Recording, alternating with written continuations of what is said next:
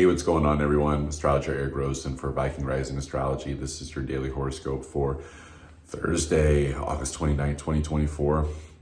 Well, we are getting ready for this new moon in Virgo. We're getting ready for the Pluto to go retrograde, which it's already retrograde, but it's going back into Capricorn, and Uranus retrograde. But the big thing I want to focus on today, since we're not there quite yet, is Venus is going to shift signs. It's going to go from Virgo, which has been this very analytical, maybe sometimes nitpicky, like busy, got to do a lot of stuff, into Libra. Now, what's interesting is normally this would be, a big celebration, right? Like that time of year where Venus comes to one of its home signs in Libra, but it is with the South Node. So South Node does, bring up karma, does bring up darker shades of the zodiac sign. So I think especially because Venus is going to be making good aspects to Pluto retrograde in Aquarius, this is going to be a lot of us like thinking, understanding, deeper reflections, looking at truths around, this could be our projects, our quality of our relationships, our money situations. This is just a lot of like different things where we're going to have to probably look at like, where is the seesaw maybe out of balance, and where it's maybe not best for our future of like where we're headed. We need to come up with some new, maybe like outside the box ideas to, connect and create. I would say, especially dealing with people, this is dealing with conversations. This could be, dealing with like more, broadcasting, like putting out like messages, like, it reminds me of like, this is like almost like a sales transit. It's like you got to do like more cold calling. You got to like talk to this person, you got to talk to that person. So it is a day of, needing to still, it's always a day of taking action for sure. I think the good news is that for anything that's felt, maybe stressful or, trying to find our flow, like now we're just shifting into more like, okay, how do I balance my life out? How do I get more peace and harmony? I know this could be an emphasis on like romantic relationships, but I think it's remembering that it's more so about,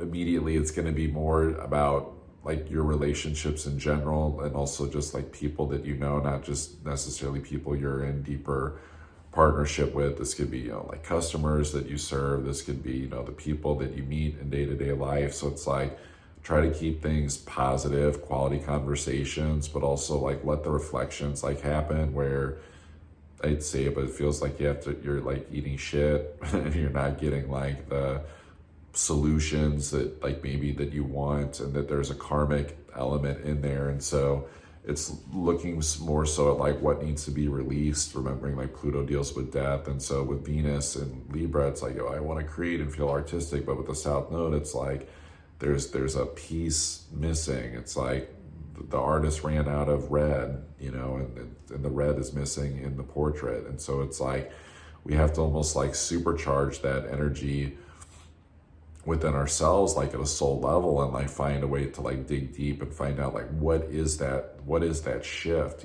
So there's almost like, I've been describing the outside, but it's also this internal, where is our self-worth at, where is that embodiment at, of like knowing that we have the creative potential that comes from within that just essence, that primordial soup, like with us to create whatever we need to create. And so like be careful not to fall into any debates, any like blaming, any just like thinking that there's something outside of yourself that's like causing the imbalance or causing your fear. It's a chance to like kind of go deeper within yourself and go, no, I got the goods within me. Like I can create, I can do this thing. And this is good preparation. This is almost like a bonus little boot camp exercise, as we've all been kind of going through a spiritual boot camp in a way of mastery that's preparing us for this next 6 months ahead. So that's how I'm choosing to like look at this, like as I see this astrology and just these transits like building up to more major transits, is like it's preparing us for something greater. And it's like just keep honoring the cycles and like what you're being shown to do, and to trust. This is also a day of trust, to like really lean into that.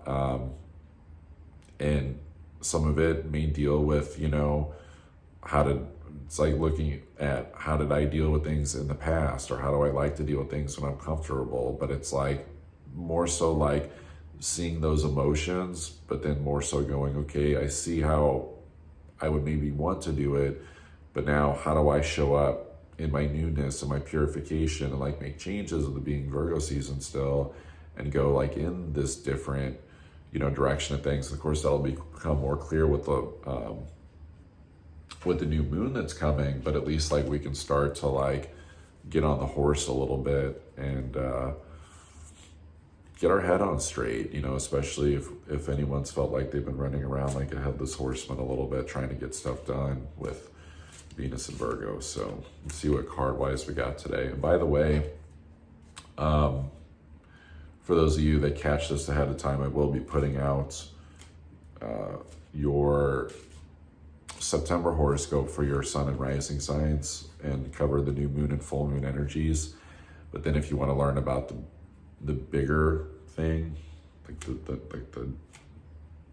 the big drum that's coming, I guess you could say, in September, it's that Pluto and Capricorn. And so I cover what that means for your sun and rising sign in a special I'm doing Friday night. And even if you can't attend the live, you can catch the recording. That link will be down below. So, and then my ebook is out if you want to learn about your natal chart. So interesting. This was actually the card I drew for Aries, and I shuffled for, because I've already done the September horoscope. I just need to post it, but the Lover's card reverse. So, at least Venus is making good aspects of Pluto, but it's with the South Node. So it's like endings, like it's could even be false beginnings, like too, of a new relationship, trying to resurrect something, like this is also the card that deals with values misalignment and the reversal position. So I would face Pluto. Like, honestly, this isn't for the faint of heart, but I would, if I were you, and I'm going to do this too, I would sit down and I would go, Pluto, I don't know if you can hear me or sense me or feel me, but this is intense. But if there's a relationship, a money situation, a value situation that needs to end, and something new that needs to take its place, just show me what it is, show me what I got to do, and just go for it. Because I think that like resisting this is, I just drew a second card for confirmation. It's resisting a rite of passage. If we don't, we're going into a rite of passage with eclipses and different exploration of timelines, Pluto and Capricorn. It's a lot. So I wouldn't use this energy today to just like act like everything's hunky-dory as normal, and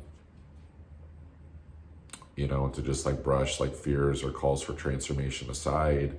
I would use it to go deeper, to just be ready and become the best version of yourself. So love you all, appreciate you all. See you tomorrow.